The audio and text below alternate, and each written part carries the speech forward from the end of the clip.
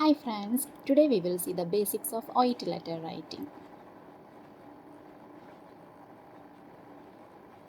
Actually, without knowing the standards and methods of letter writing, there is no use to practice writing task in OET. So here I am just to explain you the basic and what is a method we can use to organize the letter in OET writing. I recommend these steps. So just you can follow these 5 steps. First one, task നന്നായി വായിച്ച് നോക്കുക. Second one, interpret the case note. Third one, the irrelevant data മാത്രം select ചെയ്യുക. Transform the case note accurately and organize your letter. That's all. So നമുക്ക് first step നോക്കാം. That is read the task. The O T writing subjects goes for 45 minutes. ഇതിൽ 5 minute നിങ്ങൾക്ക് just for reading time. You could not touch the pen.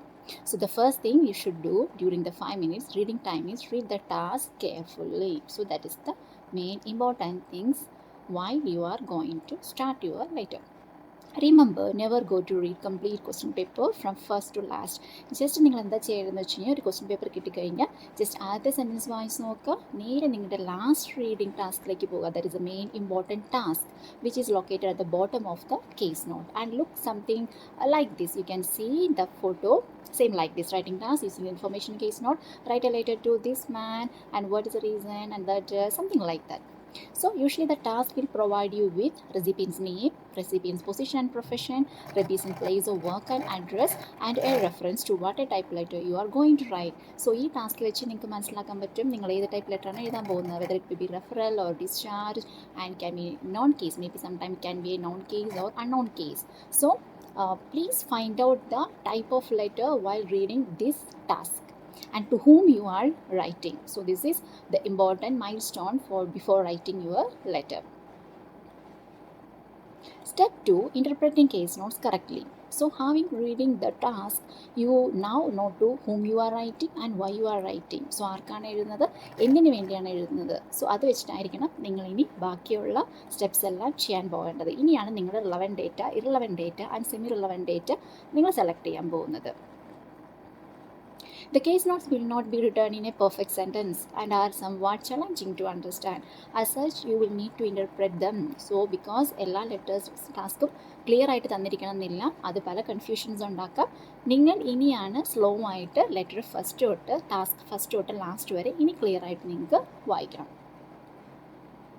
Sometimes the case note will be written in short and grammatical phrase like nursing management in progress.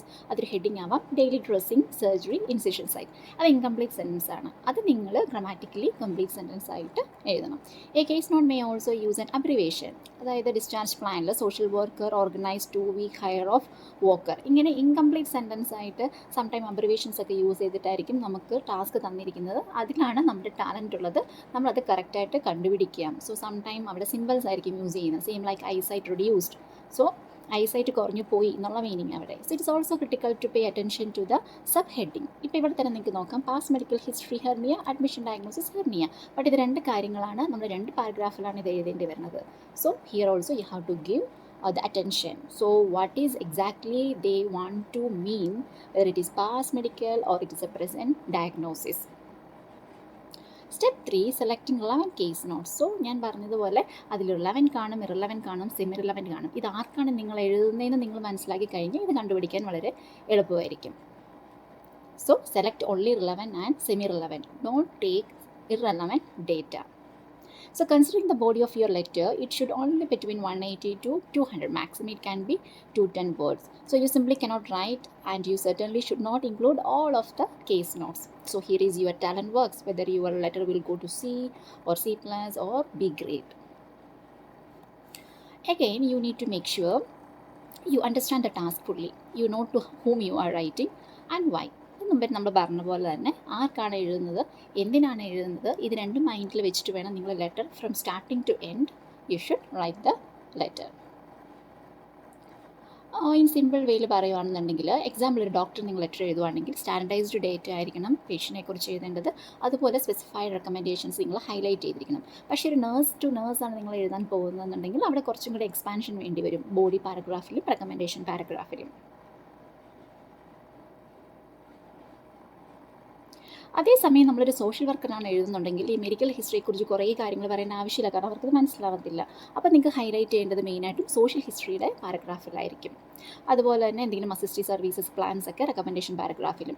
ഫിസിയോതെറാപ്പിസ്റ്റിന് ഇതുപോലെ എഴുതുവാണെന്നുണ്ടെങ്കിൽ you have to highlight exercise programs and activities and exactly what happen, may be the accident or what exactly happen for the patient. അതുപോലെ തന്നെ നിങ്ങളൊരു non medical service ഇരിക്കുന്ന ഒരാൾക്ക്, example like CEO or manager, അവിടെ നിങ്ങൾ medically explain ചെയ്തിട്ട് ഒരു കാര്യം അവർക്കൊന്നും മനസ്സിലാവത്തില്ല. സോ അവിടെ irrelevantly don't write anything. Example like a paramedical, pharmacist or dietitian or occupational therapist or music therapist, according to their role you have to write the letter. Example, letter to a social worker. If you write like this: kindly provide him daily wound dressing and keep the wound dry and clean. Please monitor his medication compliance. So it's completely wrong because social work ഒന്നും ചെയ്യാൻ പോകുന്നില്ല. So because അയാൾ ചെയ്യാൻ പോകുന്നത് എന്തെങ്കിലും assistive services, community health services, welfare programme ഇതൊക്കെ arrange ചെയ്യുന്നതായിരിക്കും അവരുടെ വർക്ക്. സോ അതിന് മാത്രം കോൺസെൻട്രേറ്റ് ചെയ്യുക. Some case note will clearly be relevant and irrelevant others will be semi-relevant. So you have to make decisions about which case note to include and which case notes to ignore. So this is why practice is so much important. So നമ്മൾ എഴുതി കഴിഞ്ഞിട്ട് ഓരോ പാരഗ്രാഫും കഴിയുമ്പം just ഒരു proof reading ചെയ്യുക, വായിച്ച് നോക്കുക. അപ്പോൾ നിങ്ങൾക്ക് മൈൻഡിൽ ഓട്ടോമാറ്റിക്കായിട്ട് നിങ്ങൾക്ക് മനസ്സിലാക്കാൻ പറ്റും നമ്മൾ എഴുതുന്ന കറക്റ്റ് ആണോ അല്ലയോ, അതായത് ആ റീഡറിന് മനസ്സിലാക്കാൻ പറ്റുന്ന രീതിയിലാണോ നിങ്ങൾ എഴുതുന്നത് അല്ലത്.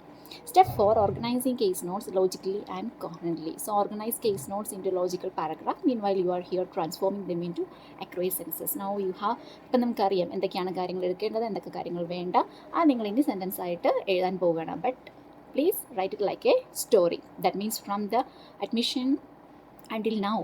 So what are the things is happened and whether it is relevant to the reader. So just make the sentence and write it out, and you take it like a little time to check the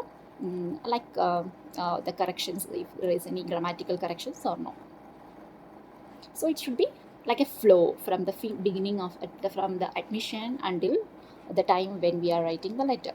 So letter structure എങ്ങനെയായിരിക്കും: date, address, salutation, regarding ആരെക്കുറിച്ചാണ് എഴുതുന്നത്, paragraph, introduction paragraph, body paragraph, social and medical history paragraph, recommendation paragraph and writers designation. So ഈ ഇതിൻ്റെ last ഞാൻ കാണിച്ചു തരാം എങ്ങനെയാണ് അതിൻ്റെ letter layout.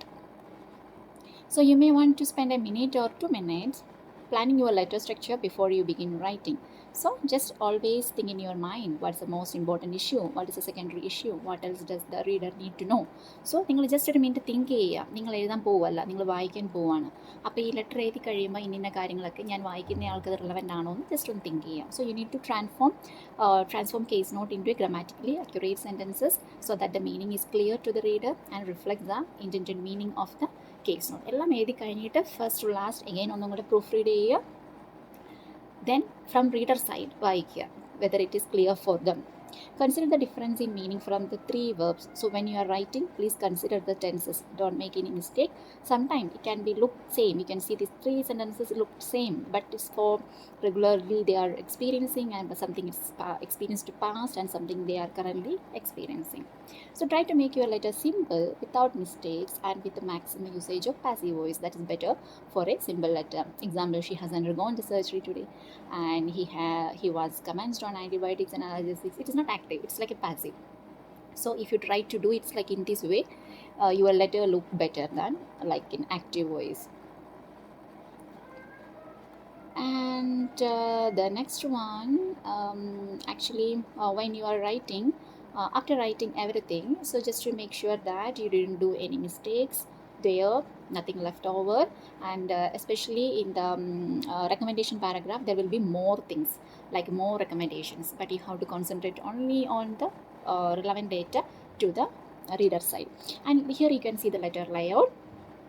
This is like this only. You have to write date and recipient title, roster position, hospital name and address, regarding the patient name, salutation, introduction, paragraph, all paragraph, and closing phrase. It is common for all letter. And sign off, yours sincerely if you know the name of the reader, yours faithfully if you do not know the name of the reader. And your profession may be charge nurse or community health nurse, or it's like registered nurse. So according to your case task, you can write like that. I hope you have understood the basics, and in the further classes we can see exactly what are the things are basic to write, like the first paragraph, second paragraph, and the third recommendation paragraph, and what are things you have to keep it in your mind. Okay, thank you.